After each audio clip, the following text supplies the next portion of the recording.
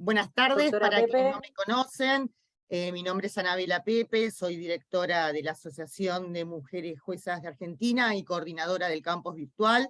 En nombre de AMJA, quiero darles la bienvenida a este encuentro institucional en conmemoración del Día Internacional de la Mujer de nuestra área de capacitación académica. Nuestra charla del día de hoy se llama Constitución y Género, actividad en la cual vamos a tener el honor de escuchar a 3 mujeres constitucionalistas de renombrado prestigio, y qué más en este día tan especial, en el cual, como sabemos, la lucha inclaudicable y la concientización y capacitación permanente son los grandes artífices de cualquier conquista. Antes de continuar, le cedo la palabra a nuestra presidenta, a la doctora Aida Tarditi, ministra del Tribunal Superior de Justicia de Córdoba. Aida, te cedo la palabra. Buenas tardes, bienvenidas y bienvenidos a esta conmemoración del 8 de marzo.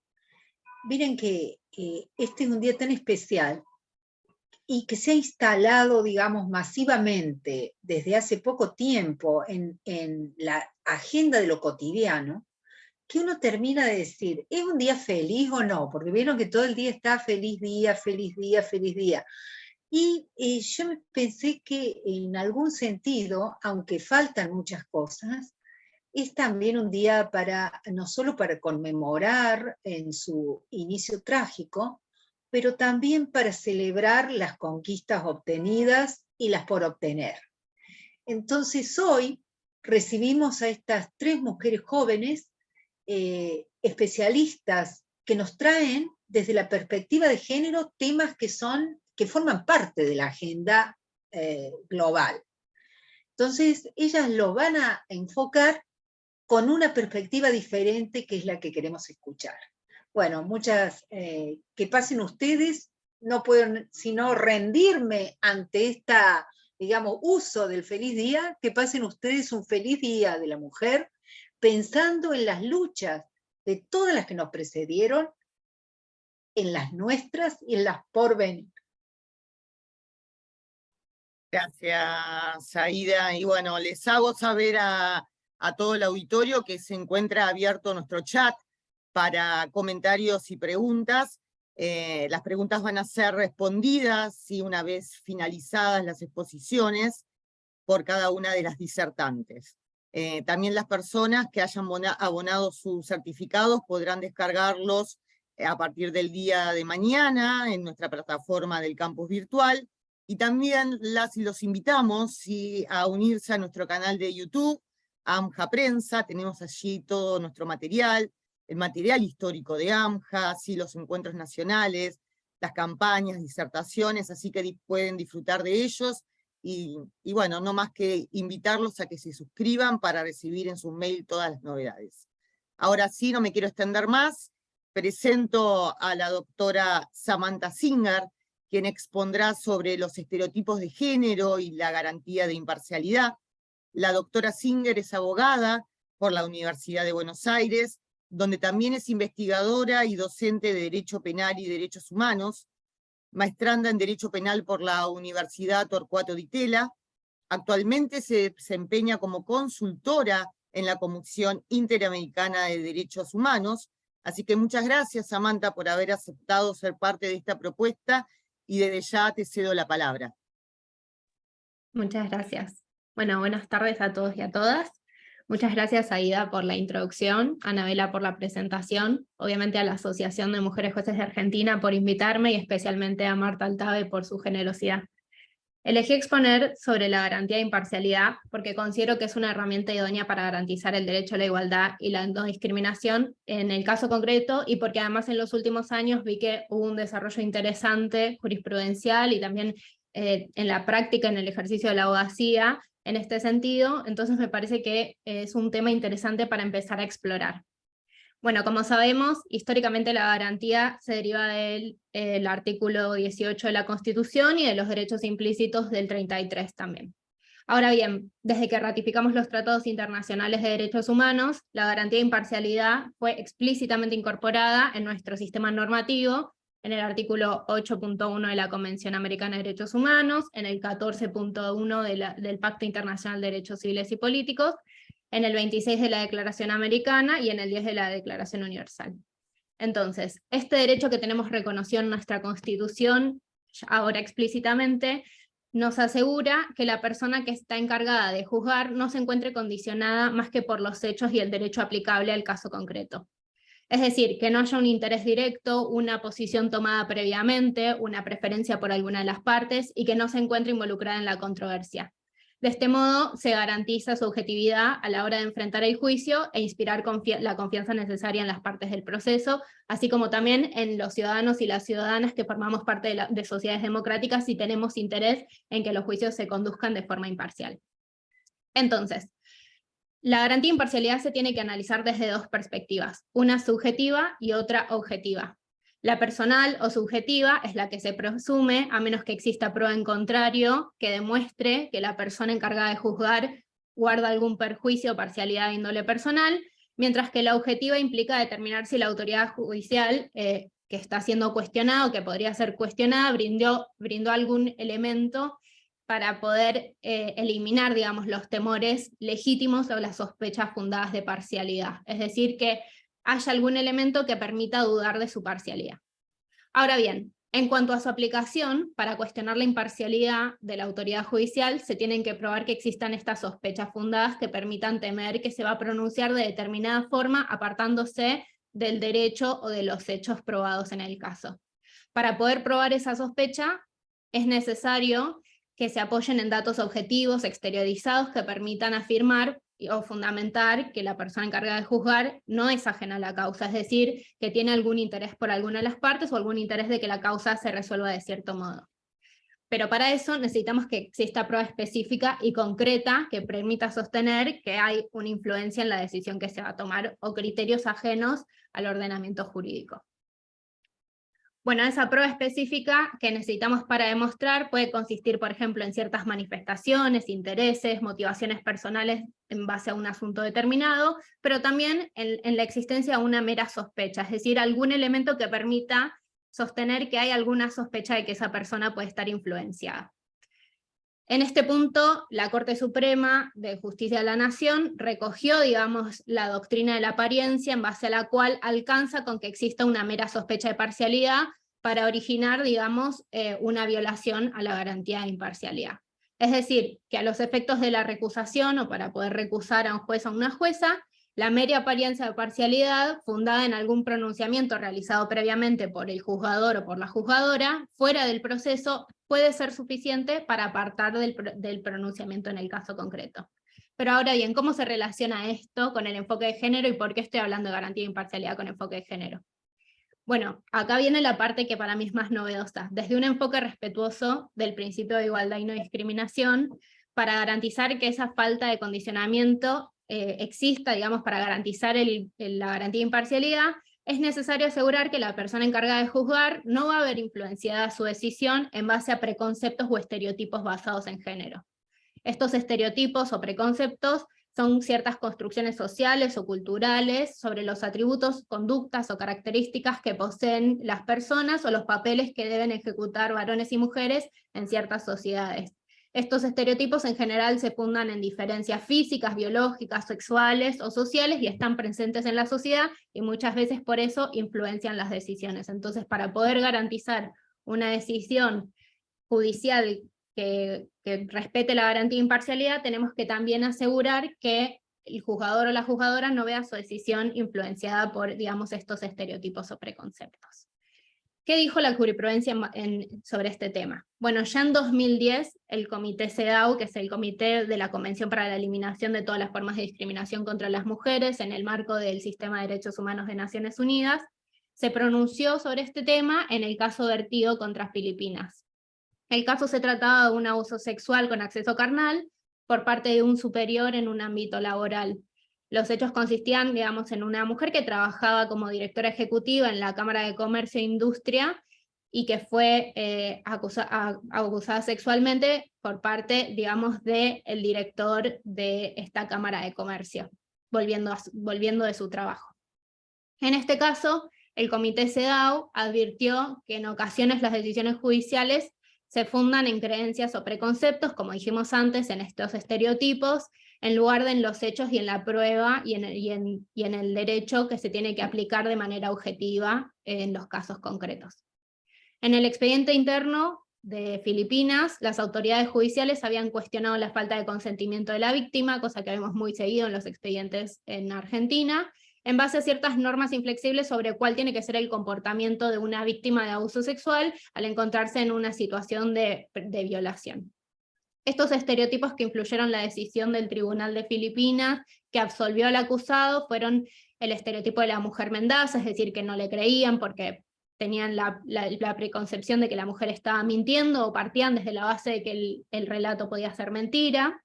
También estaba la preconcepción de que una buena víctima tiene que ser atemorizable o tímida, y no una mujer con carácter, que la víctima de violación debe intentar escapar a la menor oportunidad. Entonces, al analizar el expediente interno, el Comité CEDAW advierte que se distorsionaron todos los intentos de la víctima de escapar, que se ignoró que en muchas situaciones la falta de estos intentos de escapar no tiene que ver con que el hecho no haya realmente sucedido, sino que tiene que ver con que no todas las víctimas reaccionan de la misma manera, entonces que no se puede establecer una única respuesta esperable de las víctimas de violación, ni durante ni luego de los hechos.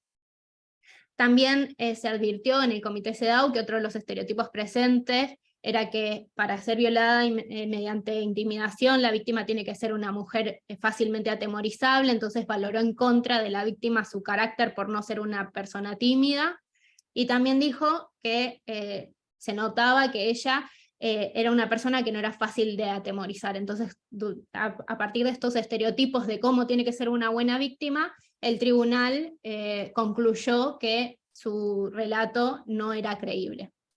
También tuvo en cuenta otros factores que por suerte en Argentina ya no están tan presentes, pero también utilizó el modelo basado en la coacción, es decir, la necesidad de una resistencia o de un ejercicio del uso de la fuerza, o de la prueba de ese ejercicio de la fuerza para demostrar que no hubo consentimiento, que este modelo basado en la coacción por suerte ya fue derogado en nuestro país y también, bueno, en varios países de la región.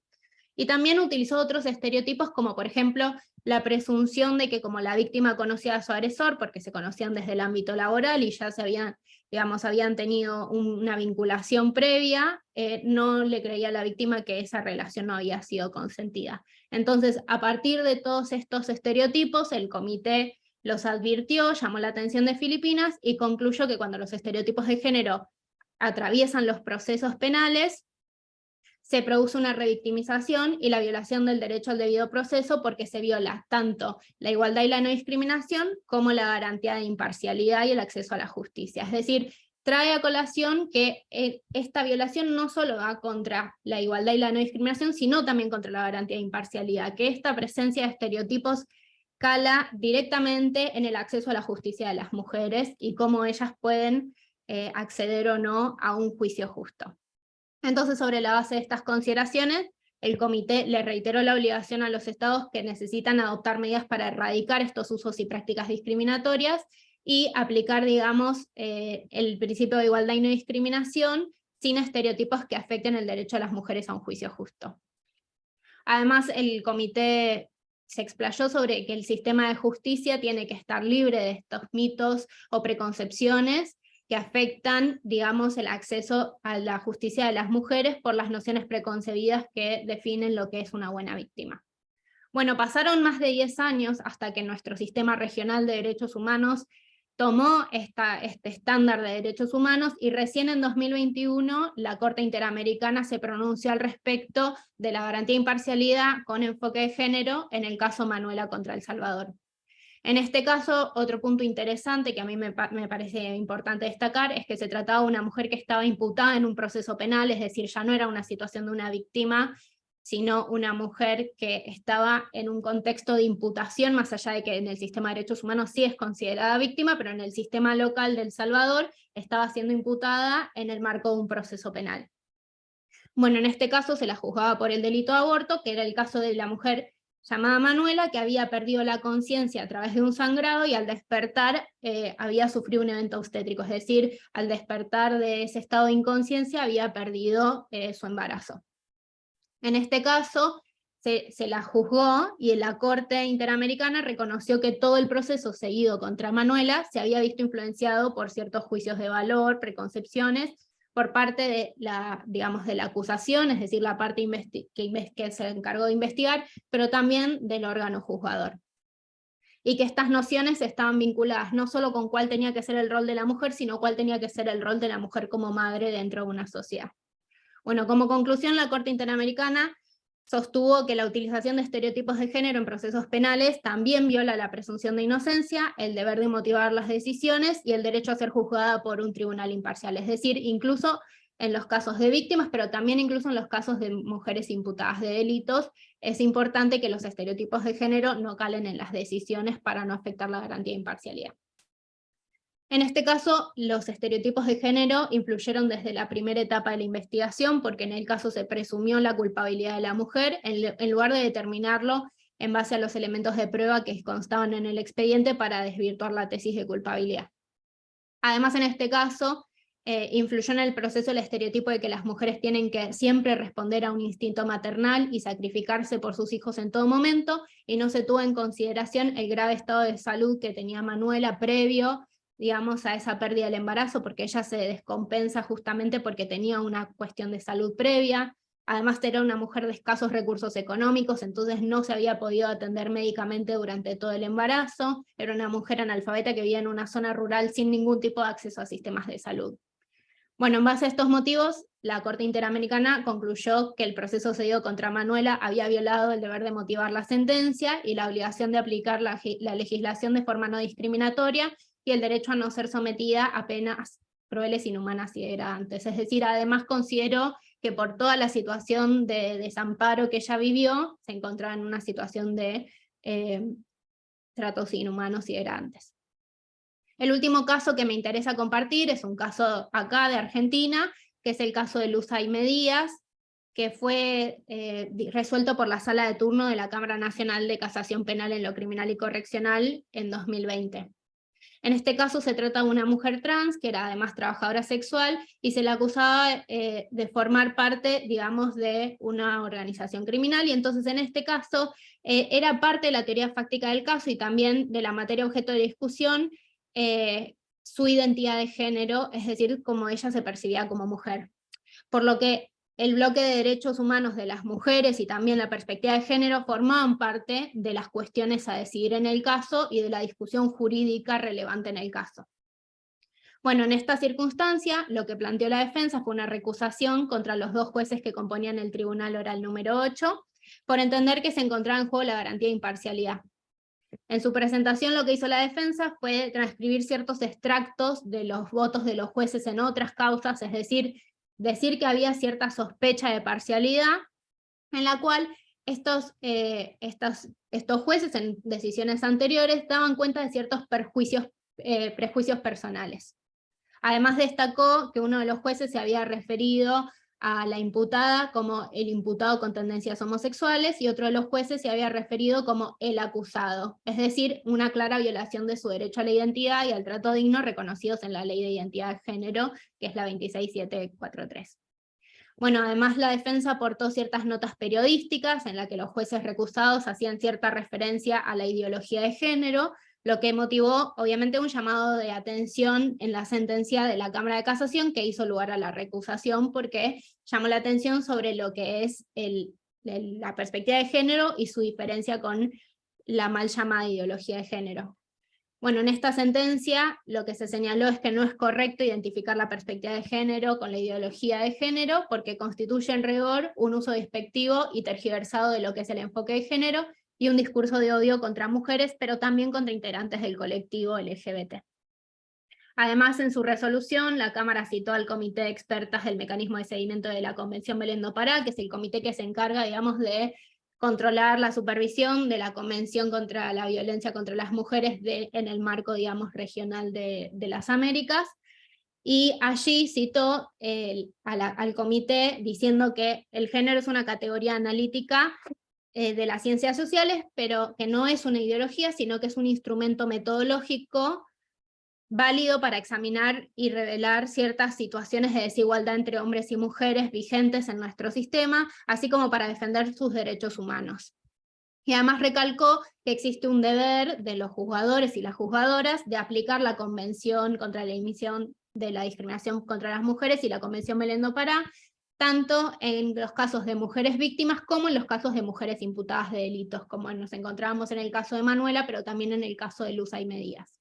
Y por último, lo que hizo el Tribunal de Casación fue citar el caso Alit de la Corte Suprema, donde se sostiene que no es posible ignorar toda la situación de discriminación estructural y los prejuicios existentes respecto de las minorías sexuales, que están presentes, digamos, desde antecedentes terribles y consecuencias terribles en nuestro país, basadas en ciertas ideologías falsas y afirmaciones de las que no fue ajeno a nuestro país, de las que hay que hacerse cargo, pero también para revertirlas y modificar esa situación para poder aplicar el derecho con una forma digna y con respeto a las autonomías de las minorías. Bueno, en conclusión, me parece que este planteo de recusación puede haber sido una herramienta útil para garantizar el derecho a ser oída de la víctima en este caso, para garantizar un tribunal imparcial y para garantizar que se respete su acceso a la igualdad y a la no discriminación y la garantía de imparcialidad de los juzgadores, pero también hay que entender que esta perspectiva de género va más allá, digamos, del principio de igualdad y no discriminación, y entender que también es parte de nuestra garantía de imparcialidad, y empezar a entender que por eso necesariamente tenemos que, para garantizar el acceso a la justicia en una sociedad democrática, la perspectiva de género tiene que ser aplicada en todos nuestros juicios. Bueno, eso es todo, les agradezco muchísimo, y si hay alguna pregunta la podemos charlar después.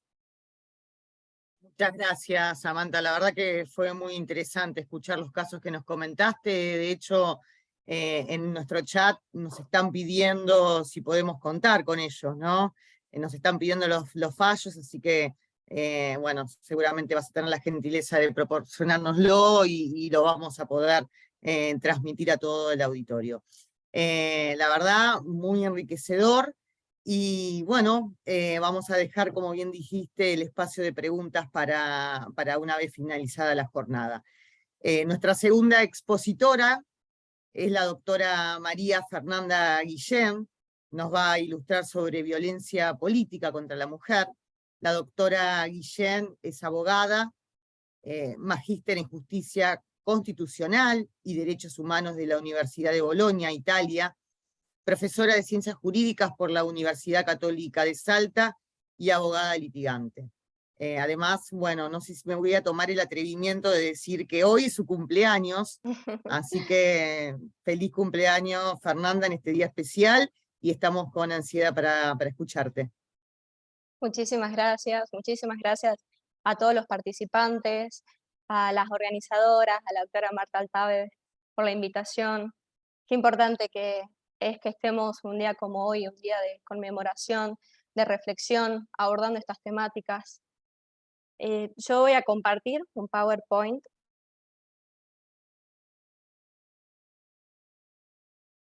Estás muteada, Fernanda. Fernanda, estás muteada. Ay, no me digan, ¿no se me escuchó nada? No, se te escuchó todo. No, después voy a presentar voy a compartir un PowerPoint. Perfecto, ahí lo comparto. Ahí está. Voy a abordar, como les comentaba, perdón, me aparecen todos los carteles, no puedo ver el PowerPoint. La violencia de género, perfecto, ¿eh? sí, ahí está. La violencia de género contra la mujer.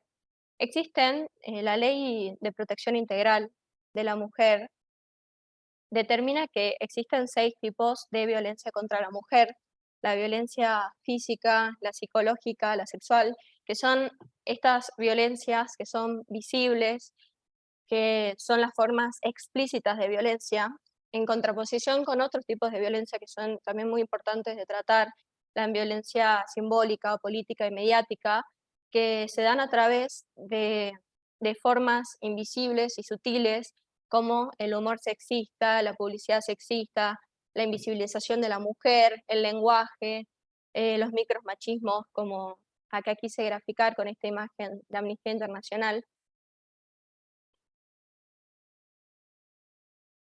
La ley de protección, la ley mencionada, define lo que es la violencia pública y política, determinando que es aquella que está fundada en razones de género, mediando hostigamiento, limita el desarrollo de la vida política de la mujer, menoscaba el ejercicio político de las mujeres y puede darse en cualquier espacio de la vida pública o política, en organizaciones sindicales, partidos políticos.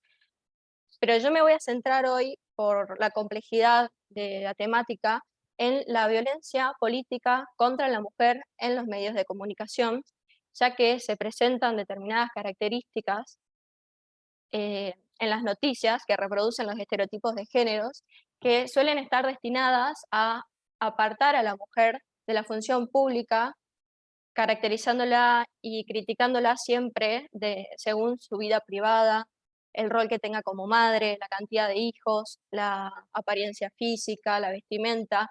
Se tiende en los medios de comunicación a sexualizar y a despolitizar a la mujer, obstaculizando así el ejercicio de sus derechos políticos. Voy a graficar esto a lo que hago referencia con algunas imágenes en los medios de comunicación que intenté poner mujeres de distintas partes del mundo y de distintos partidos políticos para mostrar lo que es realmente la violencia política contra la mujer y cómo siempre la mujer está sexualizada y caracterizada de forma muy distinta a las características que tiene un líder político. En esta imagen se ve a Cristina Fernández de Kirchner, evidentemente sexualizada, con los senos en el cuello, con un gesto de goce, y la descripción de la imagen también dice que se la demuestra sensual y procaz, que el poder y el contacto con las masas son un factor erotizante, y se habla también del polémico video hot de la presidenta. Estos son otros casos que puse para demostrar esto, que es un fenómeno que se da en todo el mundo, a mujeres de distintos partidos políticos. Este es el caso de Hillary Clinton, que cuando presentaba su candidatura a la presidencia, fue abuela, y los medios de comunicación se preguntaban cómo una mujer iba a conciliar su vida privada, es decir, el ser abuela, con la vida política. Este caso es el caso Pando. Me gustaría primeramente analizar la imagen. Esto es una foto de una portada de revista del año 2010. No solo la foto, que es sumamente gráfica, es un montaje en el cual se puso la cara de Cecilia Pando, una activista política, en un cuerpo de una mujer desnuda, atada con sogas. Y las descripciones, la gravedad de las descripciones, que yo quiero destacar, que más allá de la ideología o si se está de acuerdo o no con los ideales de Cecilia Pando, con su accionar o demás, en lo que hay que centrarse es en observar y destacar que estas imágenes realmente afectan a todas las mujeres, porque transmiten al colectivo la idea de que la mujer debe estar siempre como un objeto de goce del hombre y debe estar apartada de los cargos políticos porque no es apta. Se sugiere cierta ineptitud de allí. Bueno, en este caso particular, volviendo al caso, se la describe además como una bebota, dice la revista: apropiate de esta bebota, las chicas quieren guerra, las defensoras de presos políticos mascot, cadenas, humillación y golpes de Estado, demostrando la connotación sexual de todo esto, además de la connotación sexual que tiene de las cadenas y los golpes. En este caso, que como les decía es del año 2010, lo traigo a colación porque si bien los hechos no son recientes, el fallo de la Corte Suprema de Justicia de la Nación es del año 2020, de diciembre del año 2020, y este caso se presentó ponderando el derecho a la libertad de expresión y el derecho de la revista y el derecho a la imagen y al honor de Cecilia Pando. La Corte resolvió, con un criterio que no comparto, que la imagen constituye una expresión satírica, que se utiliza el humor y lo grotesco para realizar esta crítica de modo irónico, mordaz, irritante, exagerado respecto de una crítica política. Dice también que no se advierte que sean insultos discriminatorios, que no se utiliza el perfil femenino para reafirmar estereotipos y roles de género. En este sentido, la sentencia trata la problemática de género de manera muy escueta en 3 párrafos, prácticamente no la trata y determina que se trata de una imagen, una sátira, por lo cual revoca la sentencia de la Cámara que le había dado la razón a Cecilia Pando.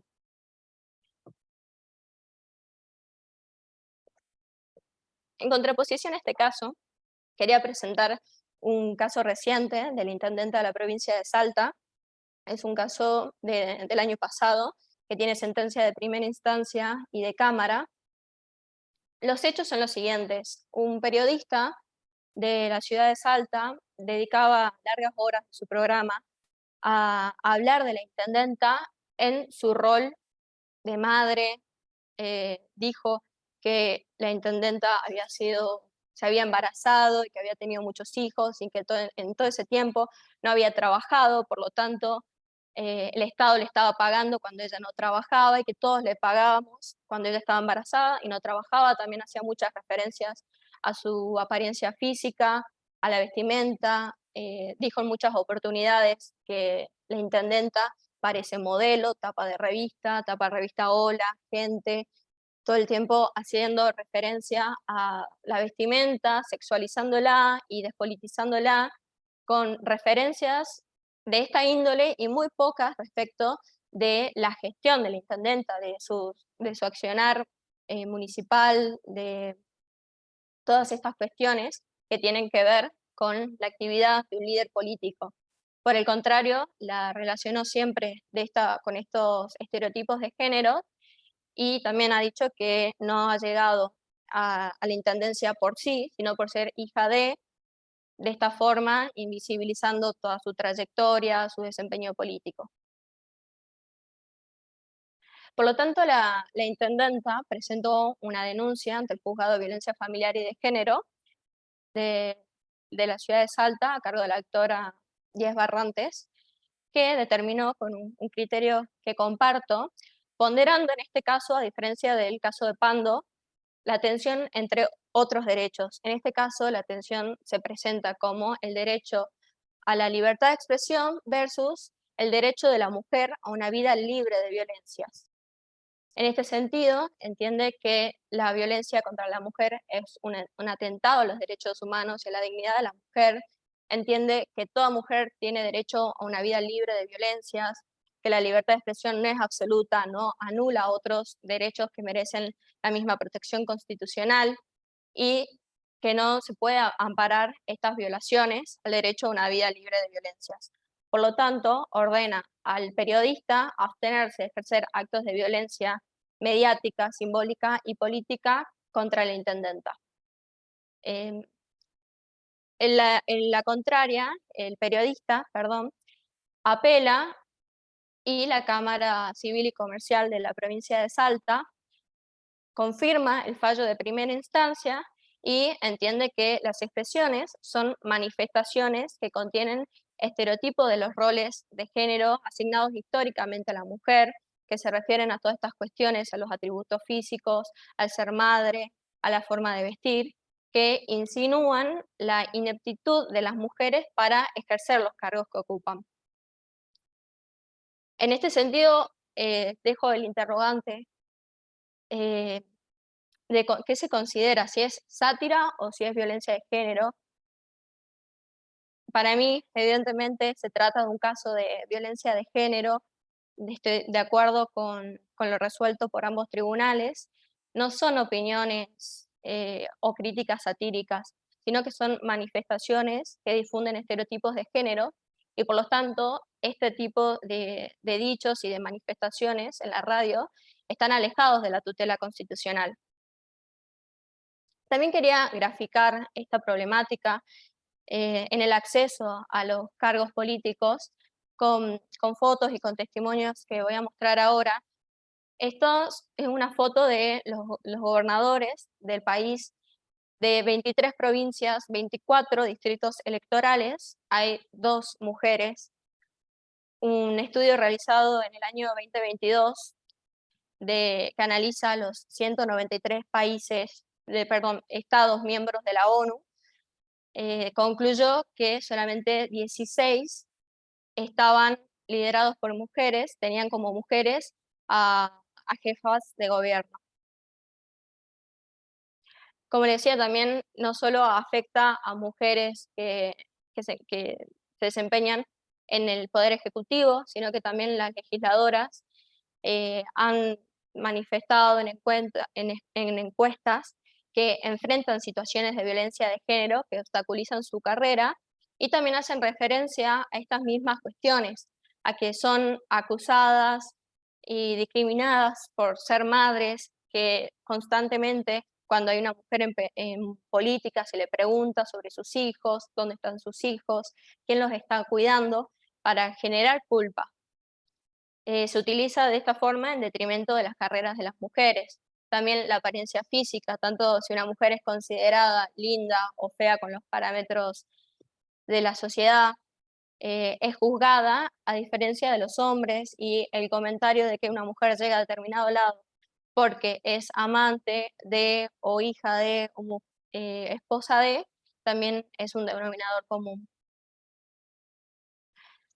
Bueno, para finalizar, bueno, me uno a las palabras de la doctora Aida antes de empezar, haciendo un balance también en lo que han sido los últimos años, no solo la historia del feminismo, sino estos últimos años, y la percepción que nosotras como mujeres podemos tener del avance del feminismo.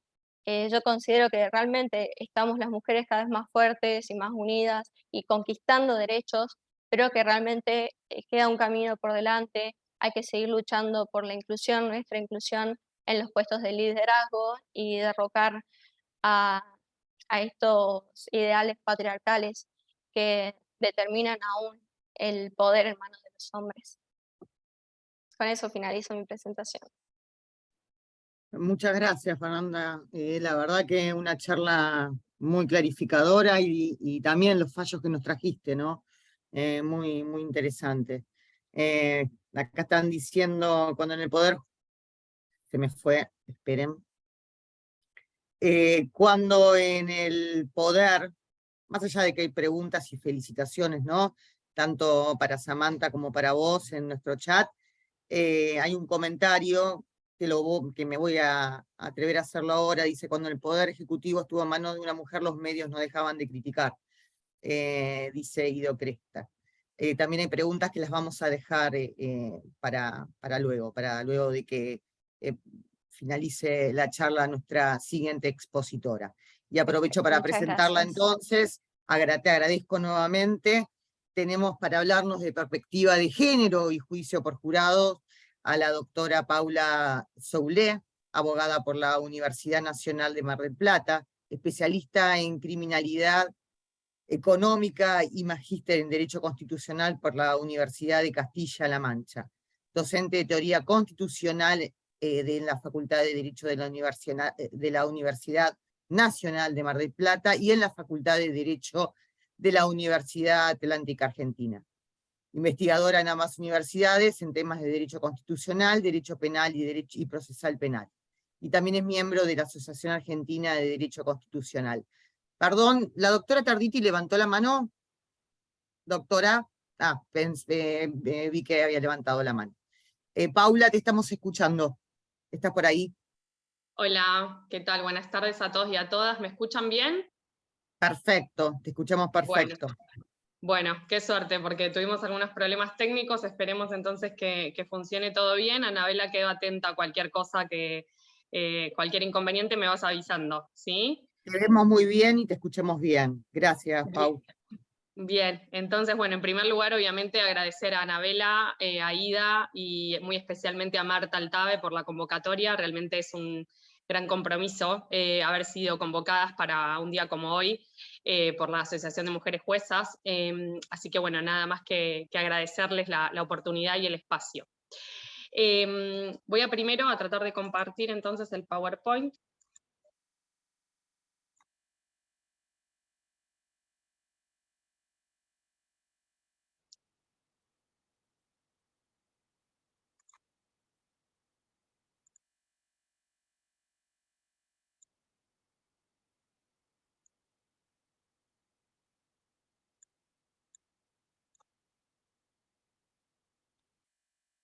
¿Se ve bien? Se ve perfecto, sí, sí, Paula. Bien, perfecto, entonces.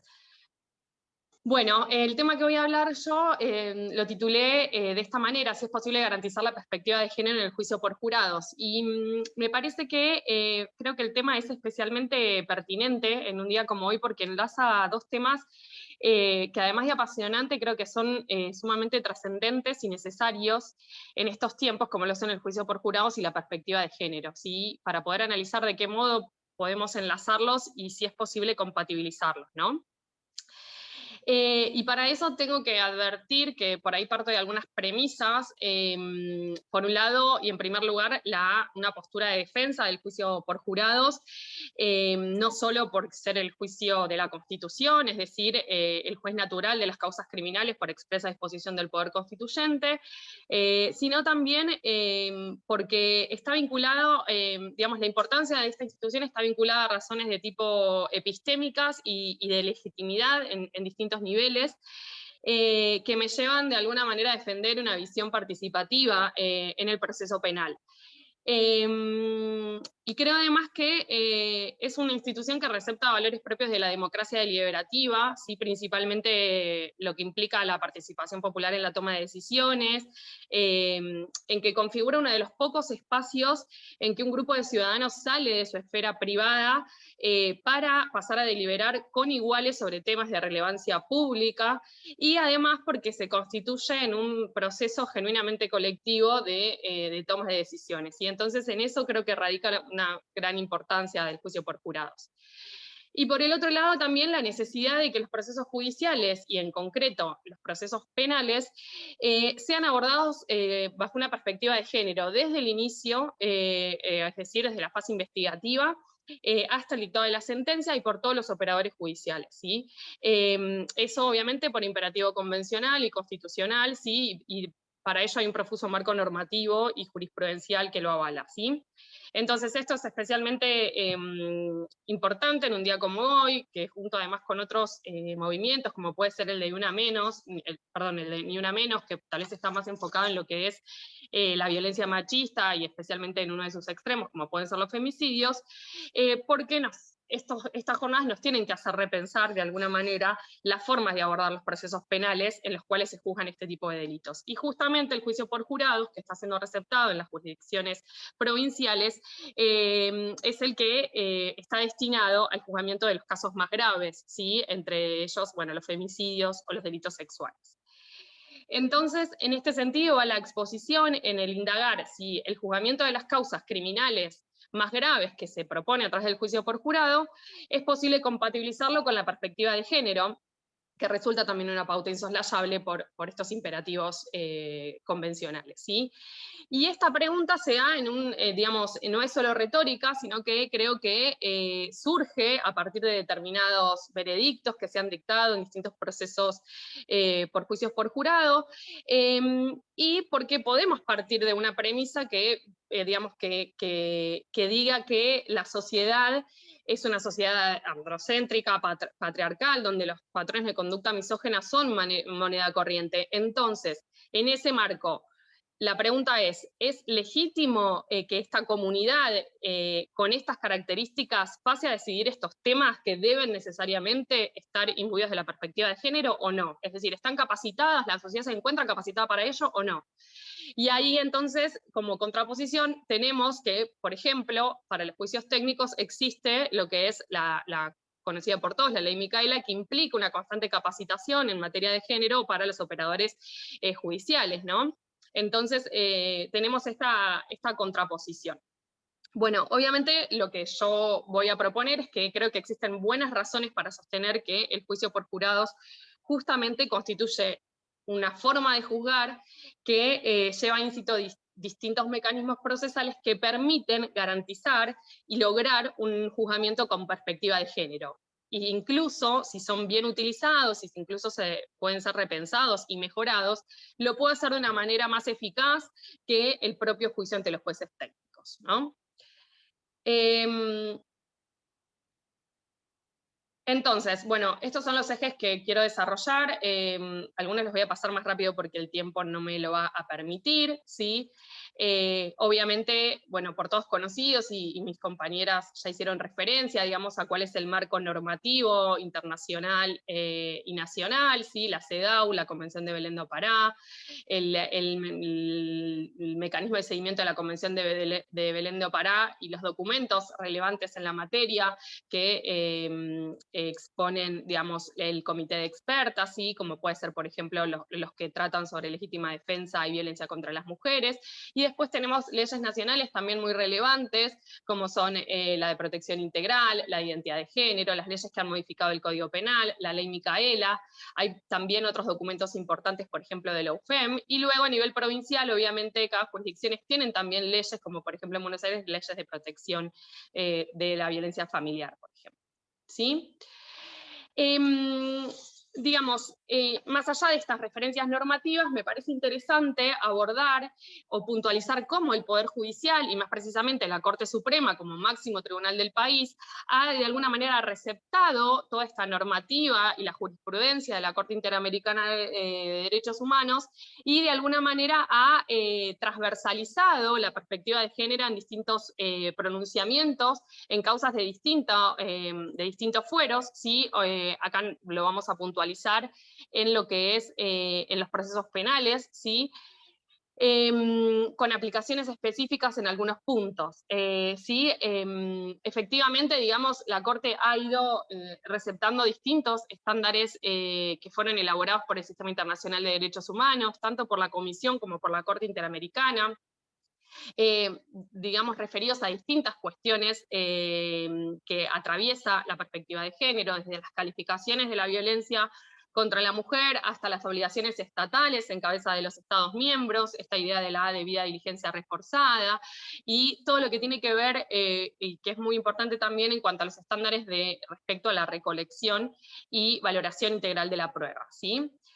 Y esto de alguna manera lo que va a impactar directamente en el fuero penal, si se quiere, es de alguna manera empezar a repensar, si se quiere, ciertas definiciones o ciertas categorías dogmáticas que pretendan ser neutrales, pero que desconocen su impacto negativo en razón del género, ¿sí? Y aquí entonces yo clasifiqué distintos pronunciamientos de la Corte entre lo que serían las mujeres, digamos, casos de la Corte donde la mujer aparece, o sea, todos que involucran evidentemente un contexto de género, entre lo que son las mujeres imputadas en un proceso penal, cuando las mujeres son víctimas, y lo que tiene que ver también con los delitos sexuales, porque por ahí la Corte se centra en distintas cuestiones. No nos vamos a meter en cada uno de los casos porque quiero por ahí puntualizar más en lo que es el juicio por jurados, digamos, pero bueno, hacer estas referencias, aquí están las referencias de los fallos específicamente, lo que tiene que ver con las categorías dogmáticas, por ejemplo, de legítima defensa, como homicidio justificante, ¿sí? El leading case es Leiva, del año 2011, luego tenemos un caso más reciente, con un caso de lesiones, donde de alguna manera lo que hace la Corte es traer las recomendaciones del comité de expertas y, digamos, reevaluar y repensar los requisitos respecto a la necesidad y la proporcionalidad del medio empleado, la falta de provocación suficiente en el marco de un contexto de violencia de género, haciendo referencia a la necesidad de tener en cuenta el contexto y que la violencia no se trata de un acto aislado, sino de un continuum que debe ser valorado al momento de aplicar estas categorías dogmáticas, ¿sí? Recientemente, también el 23 de febrero, por ejemplo, de este mismo año, hay un fallo también que por remisión al dictamen del Procurador General, la Corte vuelve a abordar estas cuestiones en un caso de discapacidad, o sea, aquí lo que hace es aplicar una concepción de interseccionalidad, resaltando la doble condición de vulnerabilidad de la víctima por su, digamos, por ser mujer y por ser discapacitada, y, digamos, la necesidad de aplicar tanto la Convención de Belén de Pará como la Convención sobre los Derechos de Personas con Discapacidad, y también propone entonces un análisis en este mismo sentido que señalábamos antes. También ha habido pronunciamientos en cuanto al homicidio en estado de emoción violenta en el año 2020, que también, digamos, sigue un poco esta línea, repensar esas categorías dogmáticas y esas estructuras legales desde una perspectiva de género. En lo que tiene que ver el conjunto de casos, digamos, donde las mujeres aparecen víctimas de delitos, la Corte lo que ha principalmente resaltado es el deber de investigar con debida diligencia todos los actos de violencia contra las mujeres y garantizar un juicio oportuno, ¿sí? Por ahí también, como caso más resonante, ha sido el fallo Góngora, ¿sí? Donde obtura la posibilidad de aplicar una solución alternativa del conflicto en casos de violencia de género por una interpretación que hace de la Convención de Belén do Pará. Recientemente también lo ha hecho incluso en delitos no directamente de género, sino en un caso de estafa, donde había un contexto de género, pero no es el típico delito de género. Igualmente también aplicó la misma solución que propuso en Góngora, y ya les digo, este es un fallo mucho más reciente.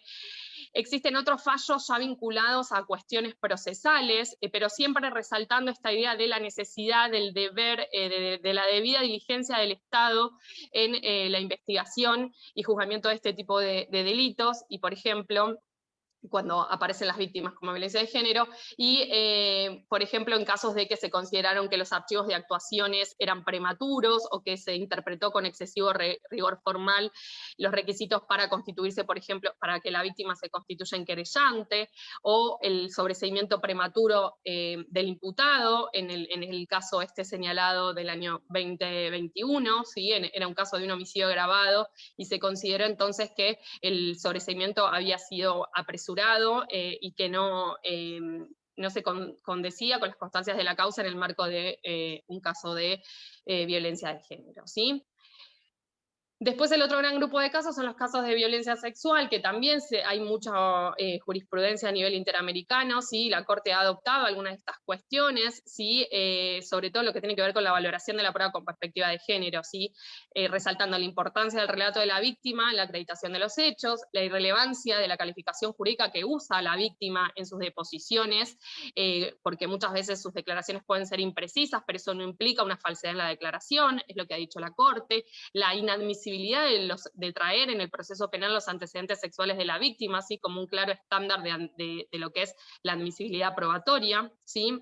Y ahí entonces también tenemos fallos que refieren a esta cuestión y nos dan pautas para la valoración de la prueba en casos de violencia sexual como los que están ahí señalados, ¿sí? Entonces, abordada esta cuestión, digamos, de lo que ha dicho la Corte, lo que me interesa ahora es un poco entrar en cuáles son esos métodos que tiene el juicio por jurados para garantizar la perspectiva de género, ¿sí? Entendiendo que la solución no pasa directamente por determinar si el juzgador o, digamos, la persona o las personas que deban decidir tienen una visión sesgada o estereotipada, sino que la solución procesal, digamos, pasa por adoptar o moldear mecanismos que contengan o disminuyan la incidencia de los sesgos a los fines de garantizar la imparcialidad del juzgador, ¿sí? Y creo que el juicio por jurados en este sentido lo logra bastante bien, tiene distintos mecanismos y distintas instancias que van en este sentido, ¿sí? Desde lo que es las teorías del caso de las partes, ¿sí? Y lo que tiene que ver con la cuestión típicamente adversarial del juicio por jurados, lo que tiene que ver con la integración, ¿sí? Del juicio por jurado, luego el paso de la audiencia de selección, la elaboración de las instrucciones y la deliberación, ¿sí? Como el filtro final de los prejuicios y estereotipos. La primera cuestión, entonces, tiene que ver con que, digamos, las partes, el juicio por jurados es un juicio típicamente adversarial, donde las partes, al elaborar sus teorías del caso, deberán, o sea, lo ideal es que identifiquen si el caso involucra una cuestión de género, para que justamente sus posiciones y sus argumentaciones teóricas y prácticas, y todo lo que tiene que ver con la prueba que van a traer al proceso, se encuentre desde el inicio de la causa transversalizada por esta mirada de género, ¿sí?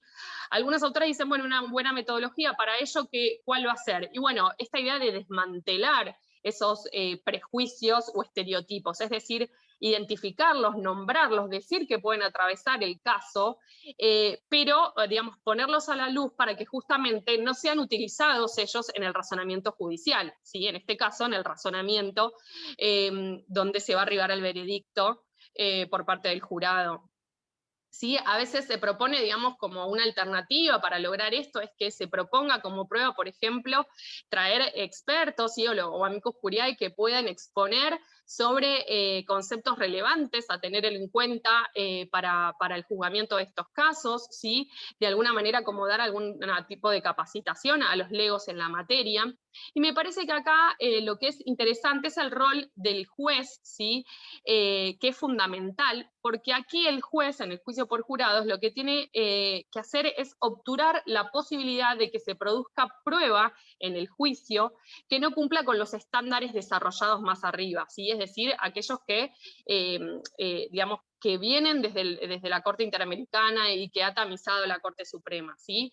Y esto es una gran diferencia entre el juicio por jurados y el juicio técnico, porque justamente el juez en el juicio por jurados tiene un rol diferente en la medida en que debe justamente contaminarse con la prueba y desechar aquella prueba que resulta manifiestamente inadmisible. Si nos vamos, por ejemplo, al caso de los delitos sexuales y aplicamos los estándares de inadmisibilidad de la prueba, y esto referido, por ejemplo, a traer la historia sexual de la víctima, que sabemos que no se puede, si este tamiz se ejerce debidamente en las instancias previas del juicio, implica entonces que el jurado, que es el que va a decidir sobre el caso, de ningún modo se va a ver contaminado por esa información que es inválida, ¿sí?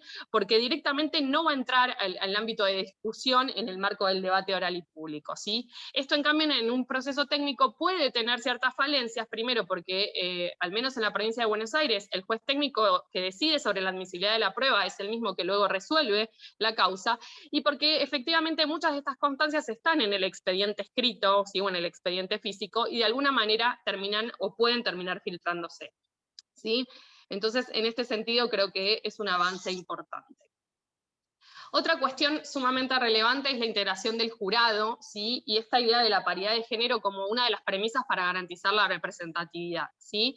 Justamente el juicio por jurados es el juicio de pares, ¿sí? Lo que implica que su integración va a partir de una representación o de una muestra justa y representativa de la sociedad, que, digamos, implica o de alguna manera trae consigo la idea de que un grupo grande de personas y heterogéneo dificulta, digamos, que el tribunal se componga con personas digamos, de cierta homogeneidad y que por lo tanto sean portadoras de sesgos o estereotipos similares, ¿sí? Entonces esta idea ya de por sí es positiva, ¿sí?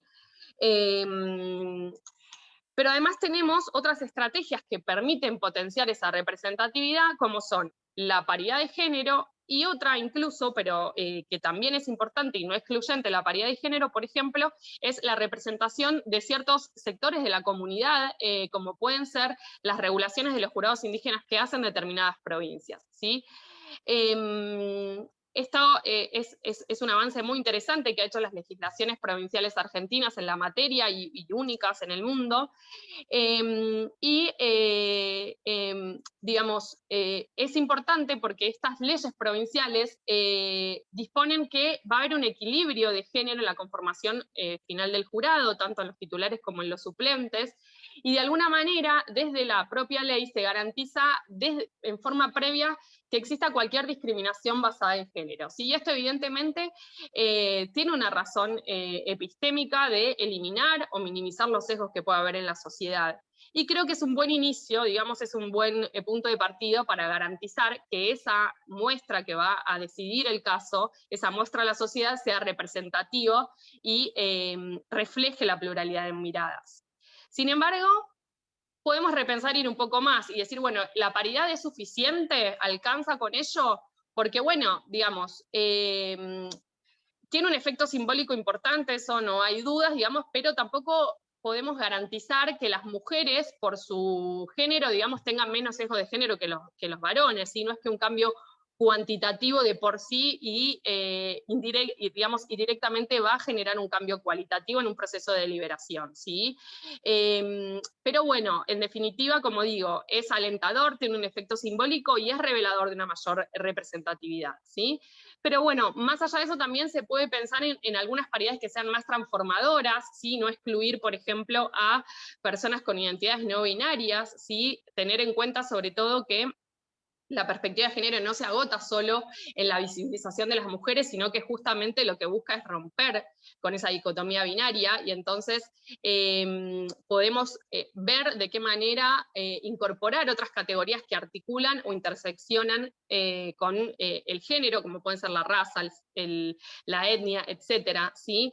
Tenemos algunos avances en la ley de juicio por jurados de Cava, ¿sí? Y podemos pensar, digamos, así como está la estrategia de los jurados indígenas, de qué modo integrar jurados cuando, por ejemplo, hay víctima o victimario, son personas no binarias, ¿sí? Y repensar de qué modo podemos mejorar, ¿sí? esa representatividad. No sé cómo voy de tiempo, pero No, estás sigo perfecta, estamos bien, sí, Paula, por supuesto. bien. Sí, sí. Bueno, gracias. Vos avísame cualquier cosa. No, por favor.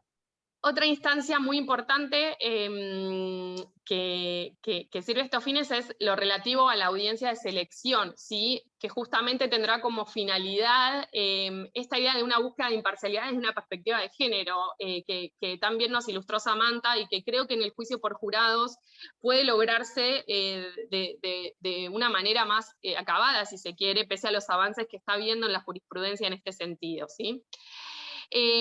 Justamente la audiencia de selección o de deselección, como muchos le dicen, lo que busca es obtener jurados independientes y competentes para desempeñar ese rol de jueces ad hoc en ese proceso específico, ¿sí? Y en esta instancia, digamos, va a ser muy importante el enfoque que hagan las partes, las preguntas que realizan para que permitan revelar, ¿sí? O poner sobre la mesa la presencia de sesgos implícitos o implícitos de los candidatos, ¿sí? Sabemos tal vez la presencia de sesgos implícitos es más compleja, pero al menos buscar aquellos sesgos excesivamente altos que pueden ser perjudiciales para la teoría del caso y que tengan, por ejemplo, que afecten entonces o que tengan una presencia de discriminación en razón del sexo.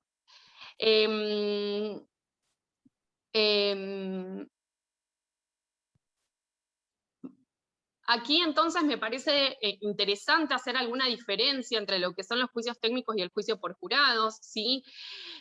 Con una mirada un poco crítica, en el sentido de que en los juicios técnicos se parte de la premisa de la imparcialidad como si fuera, digamos, un atributo genérico y abstracto que el juez detenta por propia definición, ¿sí? El juez tiene el rol de ser un tercero imparcial, ¿sí? Pero ya hay varias voces críticas que se extienden en este sentido, de decir que, digamos, que muchas veces el razonamiento del juez está altamente estereotipado, y eso se puede ver en distintas instancias del proceso judicial, ¿sí? Desde la interpretación sobre la admisibilidad de la acción judicial, la interpretación de los hechos, el análisis de las categorías dogmáticas, como veíamos hoy, ¿sí? Y por eso algunos dicen, algunas autoras, que en un contexto de utilización solapada de estereotipos de las decisiones judiciales ya no se justifica seguir partiendo de una presunción de imparcialidad, ¿sí? A diferencia de ello, digamos, en el juicio por jurados, la imparcialidad pasa a ser vista como una posición individual frente a un caso concreto, ¿sí? Entonces, deja de ser un atributo inherente, digamos, a la condición de juez, y lo que se va a evaluar es en un contexto determinado, donde se admite que el candidato o la candidata pueda tener intereses particulares, pueda tener preconceptos, ideologías, y justamente lo que se prevén son herramientas especiales como son las recusaciones o las excusaciones para aplicarlo, ¿sí? En el caso concreto, ¿sí? Entonces, los litigantes tienen este rol fundamental y con esas herramientas de exclusión, purgar de alguna manera del panel definitivo aquellos candidatos y candidatas que consideran que en ese caso en concreto no van a poder ser imparciales. Entonces, por eso, digamos, por esta característica de construir la imparcialidad en el caso concreto, creo que se admite, digamos, o es más factible lograr una interpretación de la garantía de imparcialidad que sea sensible a la perspectiva de género, ¿sí? Bueno, también podemos admitir que digamos, que como contrapartida a eso, digamos, esa idea de poder eliminar a las personas con sesgos de género o que tengan pensamientos estereotipados, puede ser que la contraparte justamente lo quiera usar en un sentido contrario, es decir, buscar personas del mismo grupo de pertenencia de la contraparte y que busque personas con pensamientos sesgados, ¿sí? Que favorezcan esa estrategia de litigación.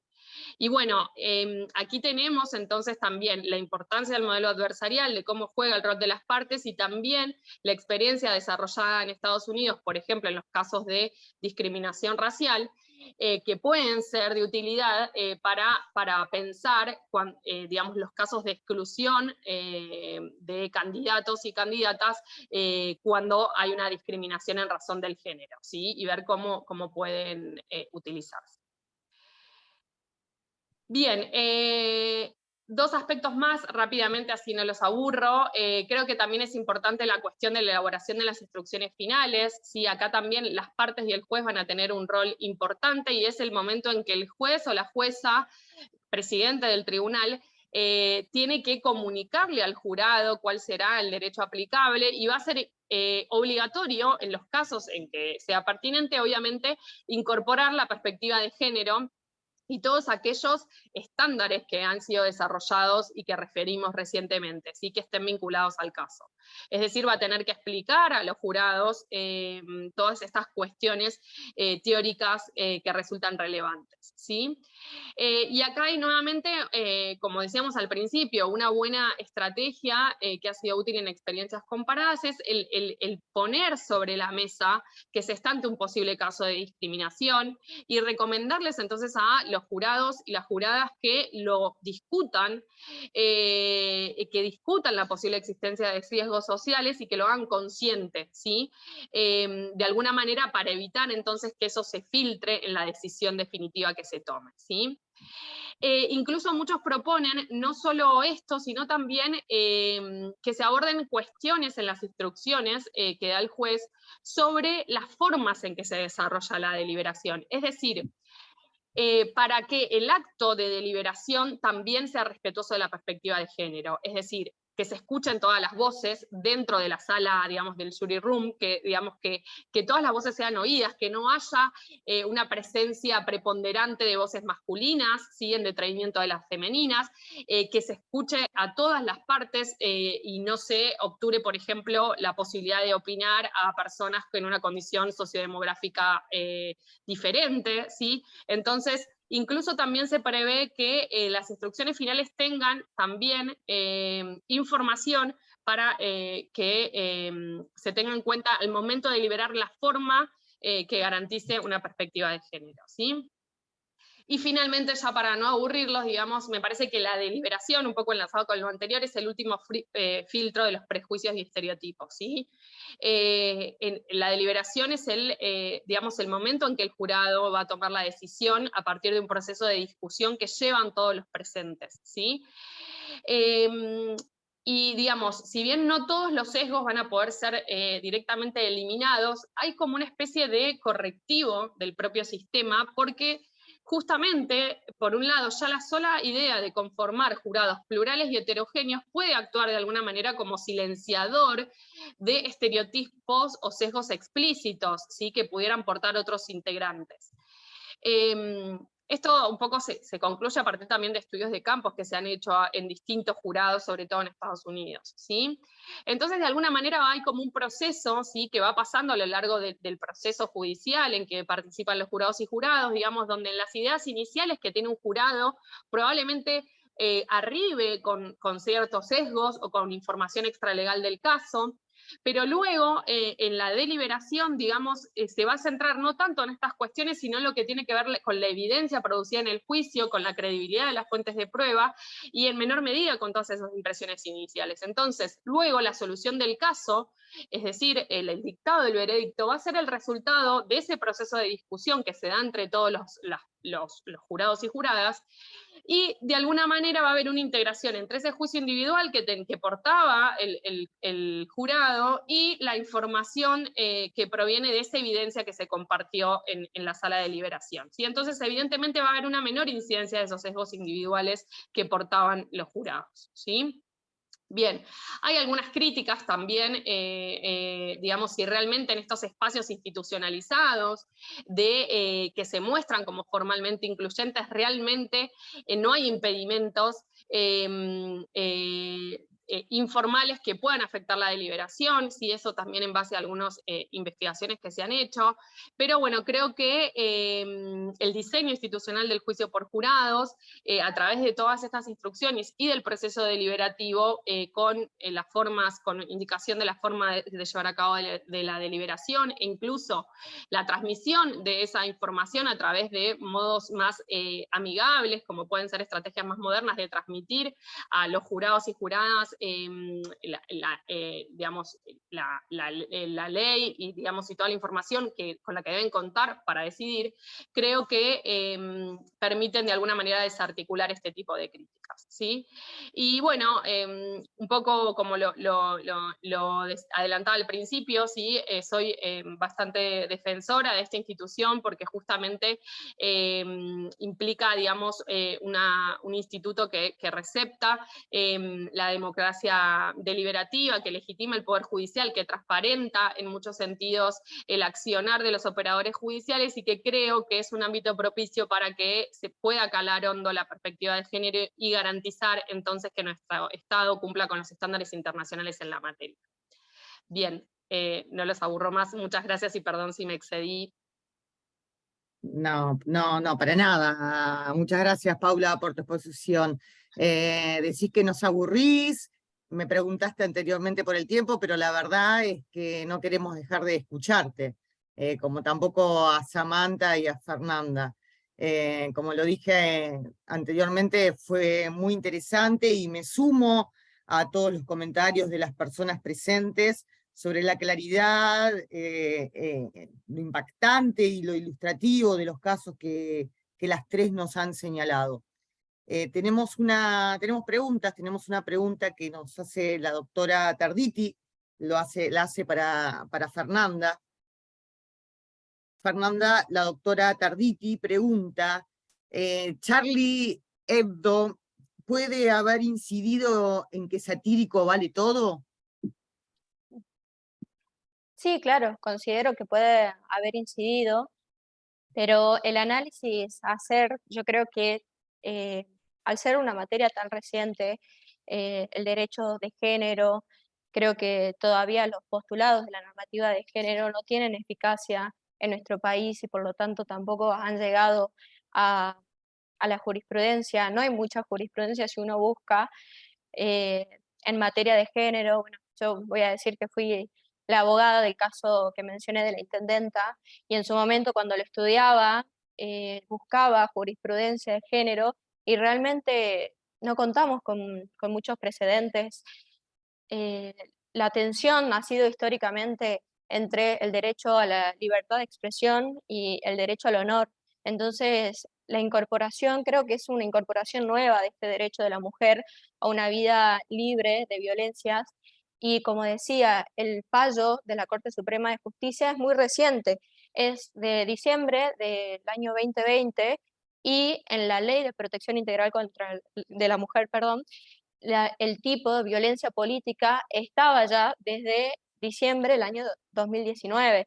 Y aún así, la Corte no lo ha tomado en consideración y ha resuelto en un fallo que pondera únicamente el derecho a la libertad de expresión y el derecho al honor. Por lo tanto, creo que la normativa de género y todos estos elementos son novedosos, y creo que falta hacer ese salto, digamos, de bajar la normativa y de hacerla efectiva, y también en los juzgados. No sé si respondo a la pregunta.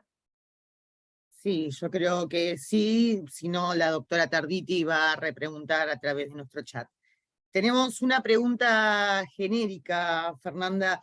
Dice, ¿qué nos puede decir respecto de la Ley de Comunicación Audiovisual y los límites allí impuestos a la violencia política? ¿Qué injerencia tiene la ley?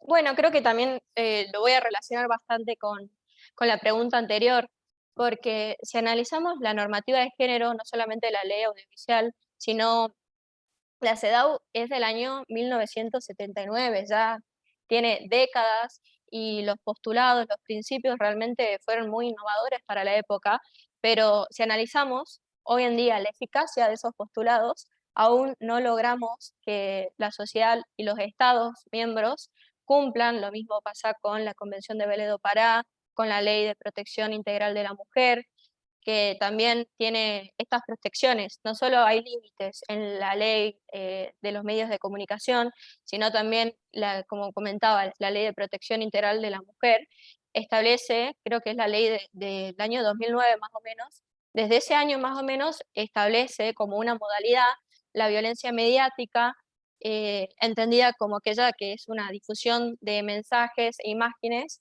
que difunden estereotipos en los medios de manera directa o indirecta que atentan contra la dignidad de la mujer. Es decir, yo creo que las leyes están completas, el problema es que no logran ser efectivas en una sociedad que tal vez todavía no está preparada o no ha tomado conciencia de la necesidad y, la urgencia de respetar esas leyes. Muchas gracias, Fernanda. Bueno, como lo dije, creo que ya hasta el hartazgo no hay más que palabras de felicitaciones para las tres. Antes de finalizar, quiero decir que fue para mí un honor y un orgullo ser parte de este encuentro, y para el cierre de nuestra actividad voy a cederle la palabra a la doctora Marta Altave, nuestra vicepresidenta y jueza de la Cámara de Apelaciones en lo contencioso administrativo y electoral del Poder Judicial de Corrientes. Yo me despido acá, nos vemos en la próxima actividad. Buen final de jornadas para todos, y bueno, Marta, ¿estás por ahí? Todo tuyo. Sí, acá estoy.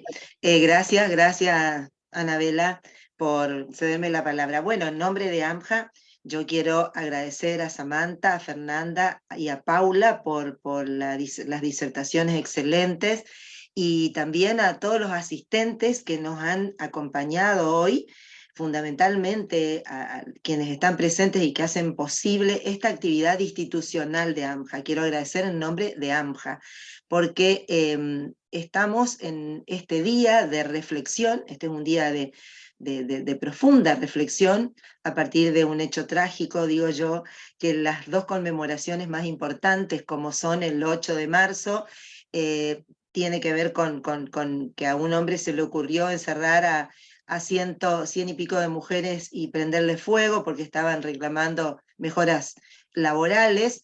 Y el 25 de noviembre, que es el Día de la No Violencia contra las Mujeres, también otro hecho trágico, el asesinato tan cruento de las hermanas Mirabal. Por eso son días de reflexión, y AMJA ha querido reflexionar desde los postulados constitucionales. Esto es, ustedes hablaron todo el tiempo del bloque de constitucionalidad, y el bloque de constitucionalidad, que tiene que ver con constitución, tratados, pactos, protocolos facultativos, decisiones de los tribunales nacionales e internacionales, etcétera, presentan todas estas garantías de las que ustedes hablaron como propias de un Estado de Derecho que se caracteriza por la igualdad de trato y de oportunidad. Es decir, hemos abordado cuestiones importantísimas de los procesos, de las decisiones judiciales, de la legislación, que apuntan a lograr esto que todavía no lo hemos logrado, que es la desaparición de estereotipos de género y de sesgos